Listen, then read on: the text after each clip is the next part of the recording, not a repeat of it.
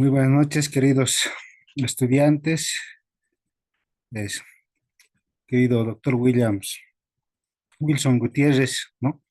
Bien, esta noche tenemos una clase más de lo que es el derecho civil y contratos, ¿no?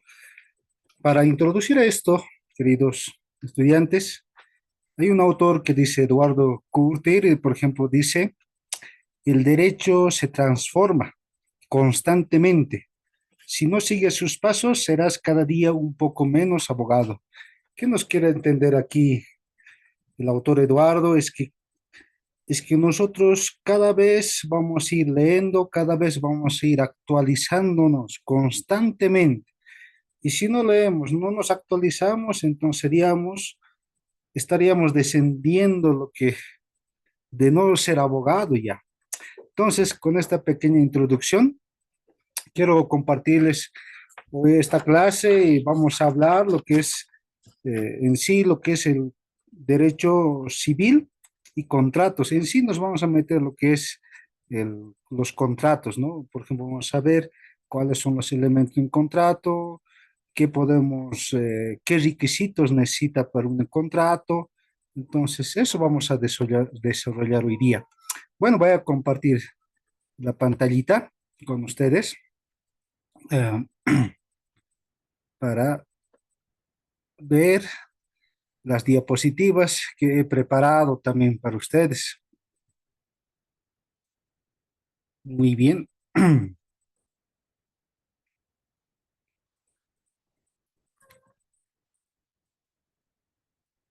Ahí está, ya.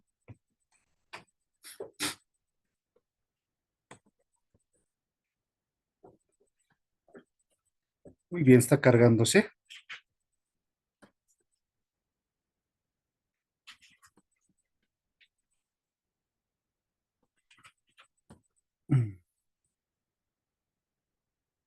Muy bien.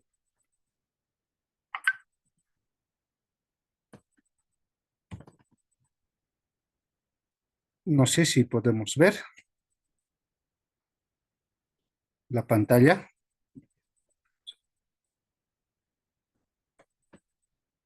Ahora sí creo.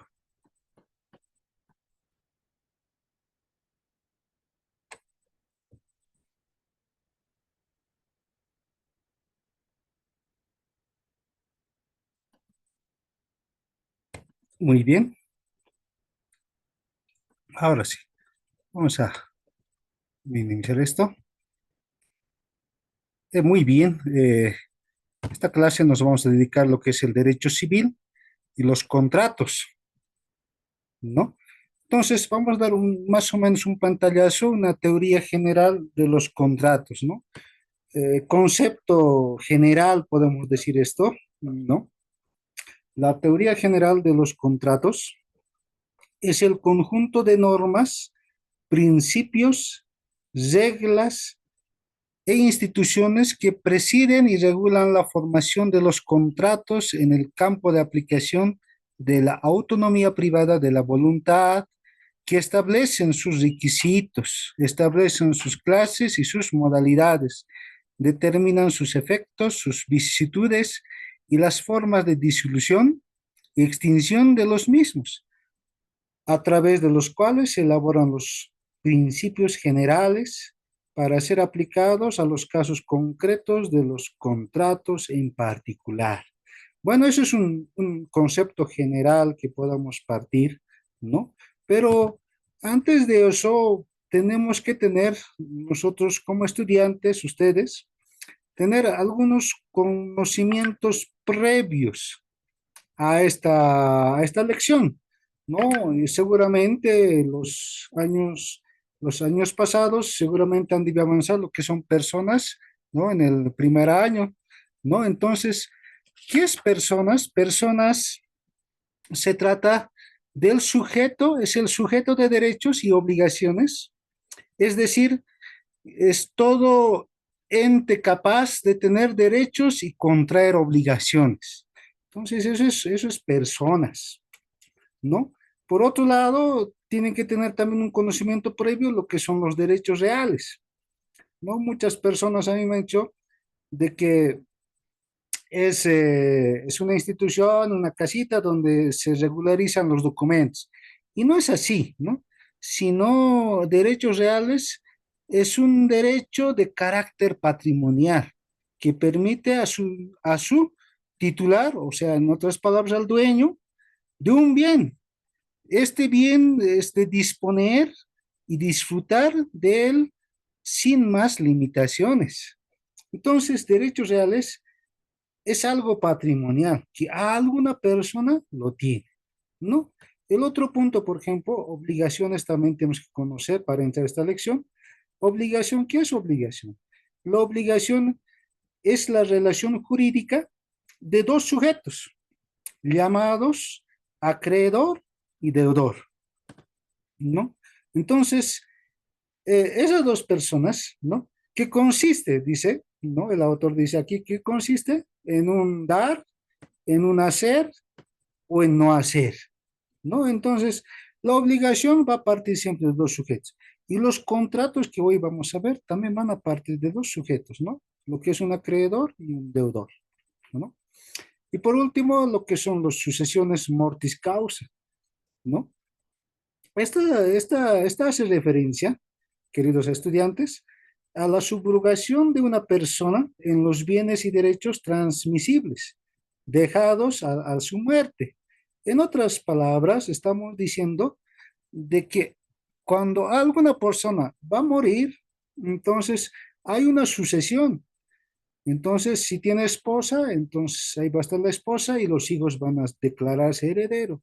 En caso de no existir una esposa o un hijo, entonces ahí están los familiares de segundo, tercer grado y todo puede ver.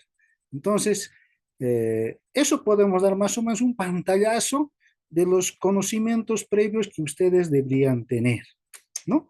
Entonces, ahora sí, entramos a lo que es un poquito eh, los contratos, ¿no? En sí. Entonces, podemos definir lo que es el concepto, ¿no? De un acreedor y de un deudor, ¿no? ¿Qué es un acreedor? El acreedor, dice acá, nos referimos a la persona física o jurídica que tiene derecho a exigir el cumplimiento de una prestación económica, bienes o servicios a otra persona. Es quien tiene el derecho de cobrar la cantidad de dinero similar que a alguien le debe. ¿A qué nos referimos cuando es una persona física? Es una persona física, es como yo, ustedes, ¿no? Entonces, esa persona física es una persona en sí, física que se le puede ver. Pero ¿qué es una persona jurídica?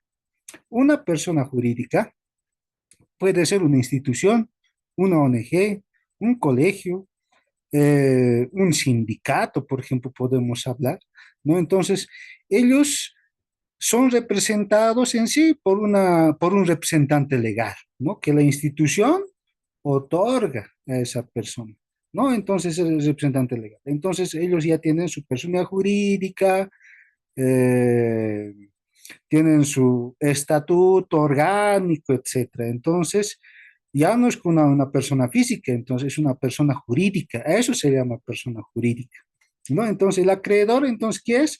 Es aquella persona que ha prestado o ha dado o está vendiendo. Entonces, esa persona sería. Ahora, el deudor, ¿no? El deudor es la persona física o jurídica también. O sea, ya sabemos que es persona física o jurídica. Entonces, ¿qué se encuentra en la obligación? Se tiene la obligación esa persona de cumplimiento de una prestación económica, si fuera en economía, en dinero, y por lo tanto, responde ante ella con su patrimonio presente y futuro. ¿Qué nos quiere decir esto? La persona que se presta o la persona que va a ser deudor, entonces va a garantizar, en otras palabras, con el patrimonio que actualmente tiene. Puede ser una casa, una movilidad, un terreno, una maquinaria tal vez, etcétera. Y el tiempo de la prestación que va a tener, el tiempo de ese plazo, de esa prestación o de ese préstamo que va a tener, no sé, 2 años, 5 años. Entonces, durante ese tiempo, si la persona ha conseguido otra movilidad, también va a entrar en el patrimonio de esa obligación, del cumplimiento. Entonces, como dice acá el autor, en otras palabras más sencillas, el deudor es quien está obligado a pagar una cantidad de dinero, bienes o servicios o otro similar, ¿no? Entonces, aquí estaríamos quedando claro qué es un acreedor, qué es un deudor. Entonces, en derecho se maneja lo que es un acreedor, un deudor, ¿no? Ahora, ¿no? Requisitos para la formación de contratos, ¿no? ¿Cuáles son los requisitos para que exista un contrato? No, según el artículo 452 del Código Civil Boliviano, nos indica que son cuatro causales, podemos decir, de que exista la formación de un contrato. Primero, el consentimiento de las partes. Segundo, tiene que ver el objeto. Tercero, la causa. Y el cuarto, la forma, ¿no? Siempre que sea legalmente exigible, ¿no? Entonces, vamos a desarrollar estas cuatro causales más. Entonces, ahí estaríamos también terminando nuestra clase. Primero dice consentimiento. Entonces, ¿consentimiento qué es? El consentimiento es la manifestación de la voluntad de las partes para celebrar el contrato. Sin embargo, dice, para que un contrato sea conforme, no basta una simple declaración de la voluntad. Es necesario que las partes coincidan en querer lo mismo. Entonces, este consentimiento del acreedor y del deudor tienen que tener la misma voluntad, podemos decir, no, o sea, tienen que estar de acuerdo a ambos. No, uno no puede estar no acuerdo. Por ejemplo, podemos hacer un contrato con, alguien me dijo, podemos hacer un contrato con una persona que está en estado de ebriedad. No, la ley no le permite. Ese contrato va a quedar nulo.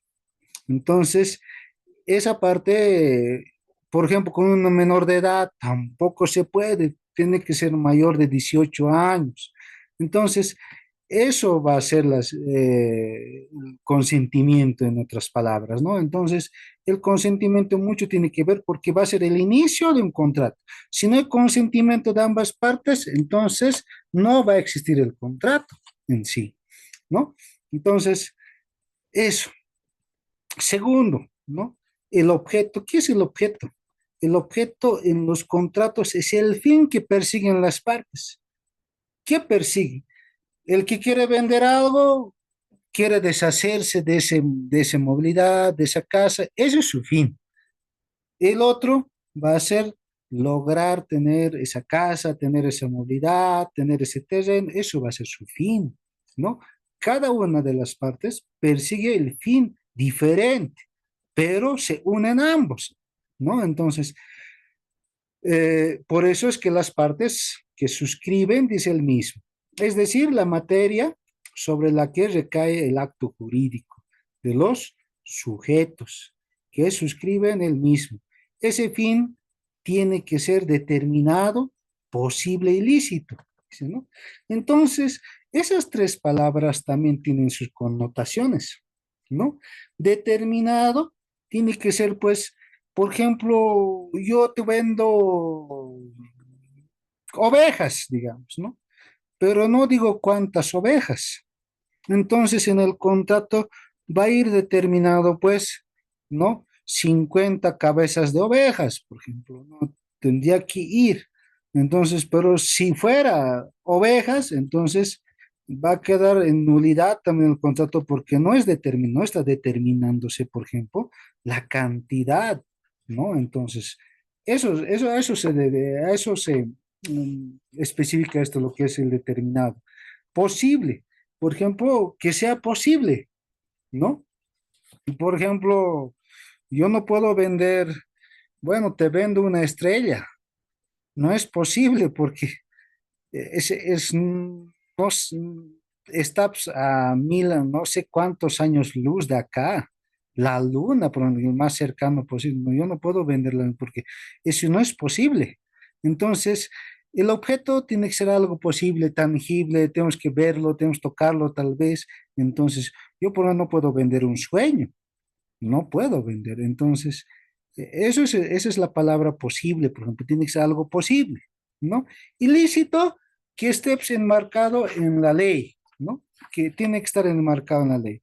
Yo no puedo vender, por ejemplo, actualmente, por ejemplo, no está estipulado en nuestra ley ni en el Código Civil, ni en el procesal nada, sino, por ejemplo, la venta de del riñón, del corazón, ¿no? Entonces, pero algún momento se hace, ¿no? Yo he escuchado muchas veces que hacen, pero entonces eso ya no es lícito, sino es ilícito sería. Entonces, tiene que estar cosas, por ejemplo, que sean lícitas y que estén enmarcados en la ley, ¿no? Entonces, el objeto a eso se refiere, ¿no?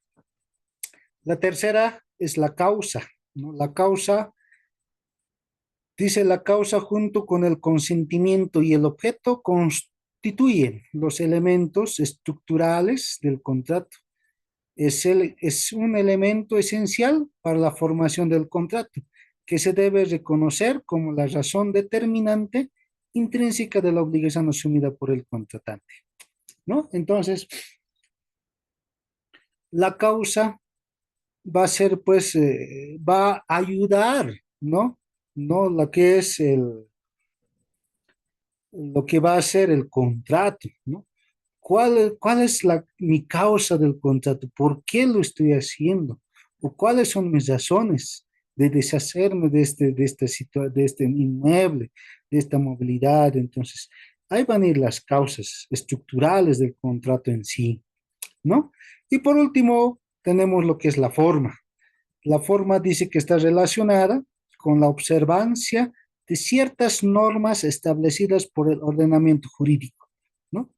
Entonces, en cuanto al modo de las partes deben exteriorizar esa voluntad.